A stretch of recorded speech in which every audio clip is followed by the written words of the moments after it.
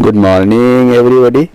अब इस वीडियो में हम बात करने वाले सामाजिक परिवर्तन की प्रक्रियाओं पे, प्रोसेसेस ऑफ सोशल चेंजेस। सामाजिक परिवर्तन की एक प्रक्रिया है। इसका अर्थ है कि सामाजिक परिवर्तन कभी समाप्त नहीं होता है, इसमें निरंतरता होती है। प्रक्रिया का मतलब यही होता है, प्रोसेस का मतलब यह कि हमेशा होता रहता है। तो सामाजिक परिवर्तन की प्रक्रियाएं कौन कौन हैं, थोड़ा उसको भी देख लीजिए। तो उसमें एक है उद्विकास, मतलब अलग अलग फॉर्म्स हैं, अलग अलग प्रारूप हैं, उसको इवोल्यूशन कहते हैं। दूसरा है डेवलपमेंट यानी विकास, और तीसरा है प्रगति यानी प्रोग्रेस, और चौथा है रिफॉर्म सुधार, और पांचवा है क्रांति रिवोल्यूशन, और छठा है सामाजिक आंदोलन। एक चैप्टर के रूप में भी आपको सामाजिक आंदोलन पढ़ना है।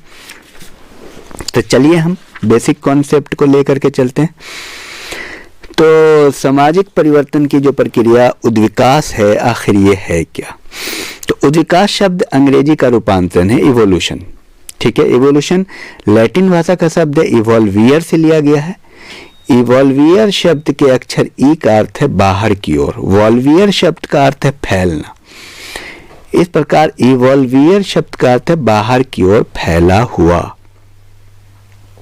ठीक है, तो उद्विकास की सबसे पहली चर्चा डार्विन ने की, जो बायोलॉजी में की। मानव के उद्विकास का उल्लेख उन्होंने दो पुस्तक origin of species and the descent of man में किया। ओरिजिन ऑफ स्पीसीज 1859 में लिखी गई, डिसेंट ऑफ मैन 1863 में। और जैविक उद्विकास को समाज में लाने का श्रेय स्पेंसर को जाना जाता है। स्पेंसर को सामाजिक उद्विकास का जन्मदाता के रूप में माना जाता है। तो ये था उद्विकास में। इसका सिद्धांत यह है कि सिंपल से कॉम्प्लेक्स की तरफ जाता है, यानी सरलता से जटिलता की तरफ। समाज जो है हमेशा एक दिशा में चलता है। समाज निम्न स्तर से उच्च स्तर की तरफ चलता है। इसमें उद्विकास में असभ्यता से सभ्यता की ओर सार्वभौमिक प्रक्रिया है, एक निश्चित क्रम में चलता है, निरंतर होने वाली प्रक्रिया है। अब भिन्नता में एकता की ओर भावना है, आवश्यकता पूर्व परिवर्तन है, कंपलसरी है, होता ही है। तटस्थ परिवर्तन है, जबरदस्ती नहीं कर सकता कोई। जैसे छोटा, मैं समझाने के लिए बता रहा हूँ, छोटा बच्चा जो 5 साल का है 15 साल का कोई बना देगा उसको? वो तो स्वाभाविक प्रक्रिया है ना, और एक दिशा में चल रहा है। वो छोटा बच्चा जो 5 साल का है 1 साल का हो जाएगा, पीछे लौट जाएगा, मतलब आप समझ गए हैं। तो ये स्वतः प्रक्रिया है, ये होगी, न चाहते हुए भी होगी, वो होना है। आप जो सामान लाएं वो पुराना होगा, आपकी एज आएगी और आपकी स्किन में अब झुर्रियाँ आएंगी। आप चाहे जितना भी रोक ले, जितनी भी ब्यूटी प्रोडक्ट लगा लें, कुछ भी कर ले, वो आना है बुढ़ापा, बचपन, जवानी, बुढ़ापा। ये सिर्फ इंसानों का नहीं, समाज का भी होता है। तो इस प्रकार समाज में परिवर्तन ये उद्विकासी प्रक्रिया है। समझ रहे हैं? तो बहरहाल ये बात आपको समझ में आ गई, बस इतना ही आपको जानना था। और आखिर उद्विकास और प्रगति में अंतर क्या है, थोड़ा ये भी जान लें कि उद्विकास और प्रगति। पहले हम समझ लेते हैं कि आखिर प्रगति है क्या। देखिए, प्रगति क्या है? वांछित है, ऐच्छिक प्रक्रिया है। प्रगति जो है बहुत तेजी में होता है।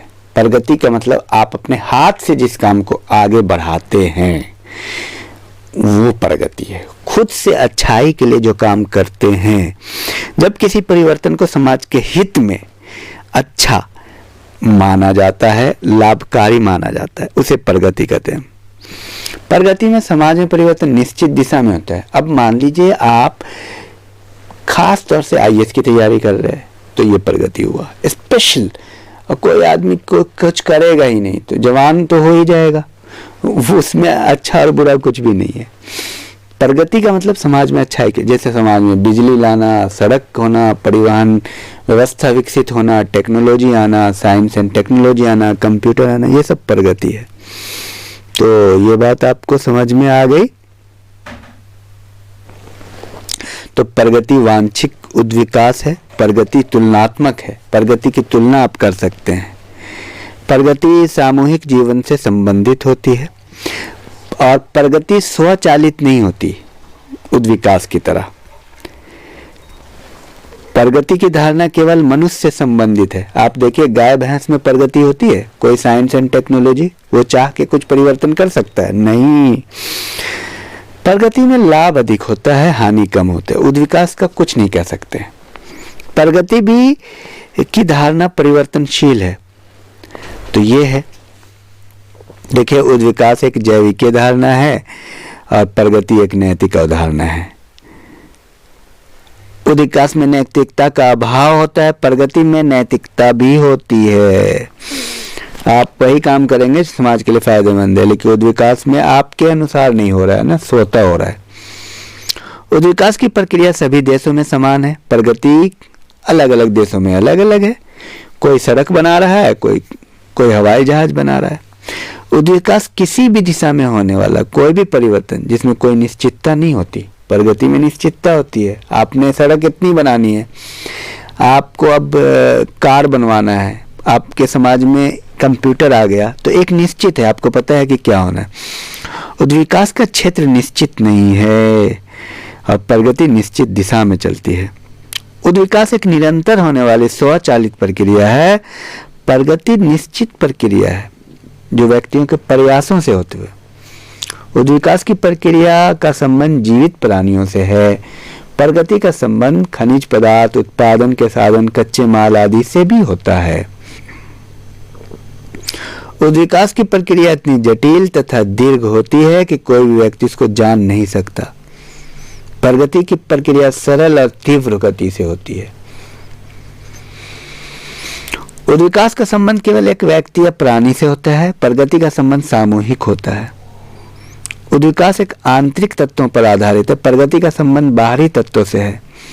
उद्विकास की प्रक्रिया में सरलता से जटिलता की ओर बढ़ते हैं, प्रगति की प्रक्रिया में सरलता से जटिलता की ओर जाना अनिवार्य नहीं है। तो ये रहा। और प्रगति की विशेषता आप एक बार लिख सकते हैं।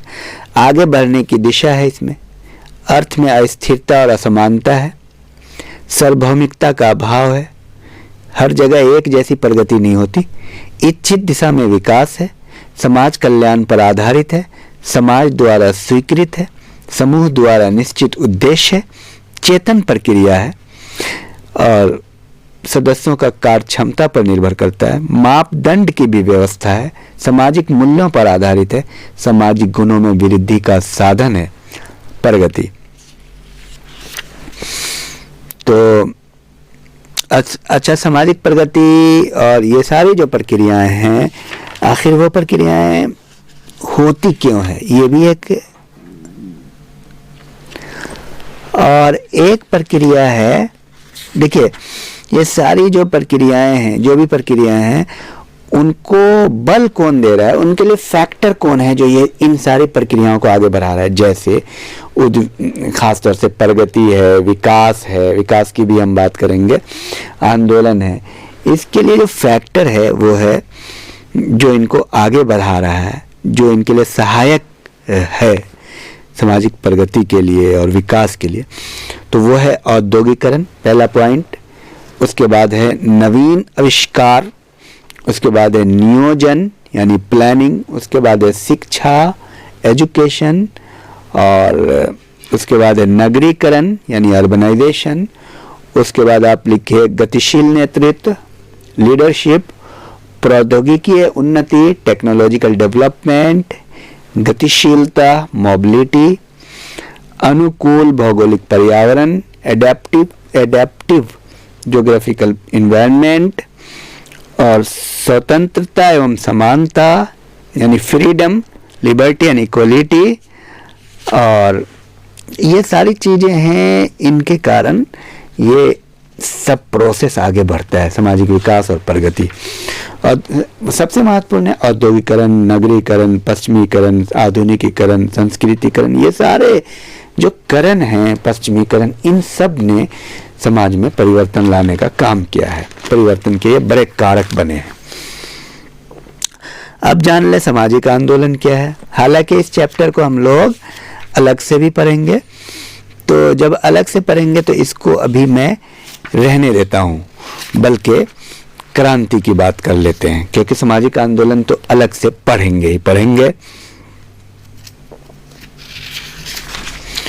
तो जानिए क्रांति क्या है। क्रांति एक प्रकार का तीव्र परिवर्तन, अचानक बहुत बड़ा परिवर्तन हो जाए। ये क्रांति मतलब हर दिन नहीं होता, सैकड़ों साल में होता है एक बार। आंदोलन होता है, जल्दी जल्दी होता है, लेकिन क्रांति बहुत देर में होता है। तो क्रांति क्या है इसको आप समझ लीजिए। अचानक में जो परिवर्तन आता है, समाजशास्त्र में क्रांति शब्द का प्रयोग बहुत व्यापक अर्थ में होता है, जिसमें सामाजिक, आर्थिक, राजनीतिक व्यवस्था में आमूलचूल परिवर्तन लाना होता है। इसका किम्बल यंग कहते हैं क्रांति शीघ्र अथवा देर से राजनीतिक शक्ति में हस्तांतरित होता है, और अकबर निमकॉफ कहते हैं क्रांति संस्कृति में तीव्र परिवर्तन है जो कुछ विस्तार लिए होता है। अब आप समझिए कि अचानक परिवर्तन हो जाए, आपके गली मोहल्ले में रातों रात बड़ी यूनिवर्सिटी बन जाए, और आप जब 2-4 दिनों में आपका जो गांव है वो बहुत बड़ा शहर हो जाए, लंदन हो जाए, इसको बोलते हैं परिवर्तन, यानी क्रांति। ऐसा कितने सालों में होता है? सैकड़ों सालों में कभी होता है। जैसे मान लो कोई एक छोटा सा गांव है और उस गांव में अचानक भयंकर परिवर्तन आ गया, अचानक से वो राजधानी बन गई, अचानक 5 दिन के अंदर में। और वो गांव था, जंगल काट दिए गए और अचानक 5 लाख दुकानें बन गई 5 दिन के अंदर में। आप अंदाजा कीजिए। वहाँ बहुत बड़ी यूनिवर्सिटी खुल गई। वहाँ जब जंगल थे, आपके गांव में सिर्फ 200 लोग रहते थे, वहाँ 20 लाख लोग आ गए 5 दिन के अंदर में, और बहुत बड़ा शहर हो गया। It is revolution. मेरी बात समझ में आई होगी आपको। तो क्रांति का मतलब हल्का फुल्का परिवर्तन नहीं है, पूरा परिवर्तन ऊपर से नीचे तक। देखिए, परिवर्तन की चर्चा जब पहले हुई थी तो आपने देखा था संरचना में परिवर्तन या प्रकार में परिवर्तन। ये कंप्लीट परिवर्तन है, एकदम चेंज। जैसे आपके घर में कोई चीज है, अब उसमें परिवर्तन आ रहा है, थोड़ा सा बदल दिया, मॉडिफाई कर दिया। लेकिन एक है कि मकान को पूरा तोड़ के ही नया मकान बना रहे हैं, और ऐसा बना रहे हैं कि वहाँ पे किसी का वैसा है ही नहीं। जैसे पहले आप एक झोपड़ी थी, छोटा मोटा मकान था, और उस मकान को बना करके इतना बड़ा अपार्टमेंट आपने बना दिया कि पब्लिक परेशान है कि इतना बड़ा महल कैसे हो गया। परिवर्तन इस तरह का हो जो अचानक हो और पूर्ण हो, आधा अधूरा नहीं। तो बहुत बड़ी क्रांति का मतलब, और ये अचानक नहीं होता। तो ये समझाने के लिए मैं इतनी सारी बातें आपको बताया हूँ। तो परिवर्तन जो है दुनिया में होते रहे हैं। जैसे फ्रांसीसी क्रांति में स्वतंत्रता, समानता और भ्रातृत्व, freedom, liberty, freedom, equality and fraternity की बात वहीं से आई थी। आप देख लीजिए कितने परिवर्तन है। अमेरिकी क्रांति, रशियन रिवॉल्यूशन, रशियन क्रांति। तो और विकास को थोड़ा आप समझ लीजिए। विकास क्या है? विकास और क्रांति को जब हम समझ लेंगे एक साथ, तो आपको विकास भी समझ में आ जाएगा।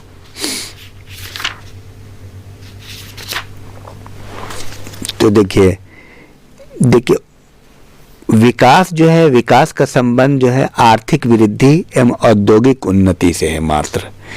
जबकि प्रगति को देखते हैं, विकास और प्रगति का संबंध समाज द्वारा मान्य तरीकों से होने वाला परिवर्तन है। अब समझिए विकास क्या है। विकास में सिर्फ इकोनॉमिक पहलू को लिया जाता है। विकास का संबंध अधिकतम रूप भौतिक लक्ष्यों को प्राप्त करना है। जबकि प्रगति का संबंध सिर्फ भौतिक नहीं है, नैतिक भी है। अब जैसे मान लिया आपने नमस्कार करना सिखाया कि नहीं, प्रगति का मतलब नैतिक भी और भौतिक भी, कि समाज में प्रगति, शिक्षा में प्रगति है कि नहीं, ठीक है। और विकास का संबंध सिर्फ भौतिक से, मकान बन गए, बड़ी बड़ी सभ्यताओं का विकास, सभ्यता बन गई, तो वो विकास की अवधारणा सार्वभौमिक है, जबकि प्रगति की अवधारणा तुलनात्मक है। अब मान लिया कहीं प्रणाम करना सिखा रहे हैं, कहीं नमस्कार करना, कहीं सलाम करना, कहीं सत श्री अकाल। विकास का क्षेत्र प्रगति से सीमित है। प्रगति बहुत बड़ा क्षेत्र है, व्यापक है। इसमें विकास से संबंधित परिवर्तनों को भी समावेश किया जाता है, यानी प्रगति में विकास भी सम्मिलित है, क्योंकि प्रगति में भौतिक और अभौतिक दोनों प्रक्रिया शामिल है। और विकास में सिर्फ भौतिक, मकान में परिवर्तन या वॉशिंग मशीन आपका कैसा हो रहा है या कार कैसा हो रहा है, जो दिखने वाली चीजें उसमें जो परिवर्तन हो रहा है वो विकास है। लेकिन दोनों को मिला के दिखने वाली और नहीं दिखने वाली, यानी नैतिक चीज में भी परिवर्तन, शिक्षा में भी परिवर्तन, बहुत सारी चीज आप सीख रहे हैं, योग्यता क्षमता में परिवर्तन, ये सारी चीजें प्रगति है। Health, education. तो विकास मूल्य से अप्रत्यक्ष रूप से संबंधित होता है, प्रगति प्रत्यक्ष रूप से संबंधित होता है। तो ये रहा कुल मिलाकर के। Thank you very much. और कैसा लगा आप कमेंट बॉक्स में जरूर बताएं। Thank you.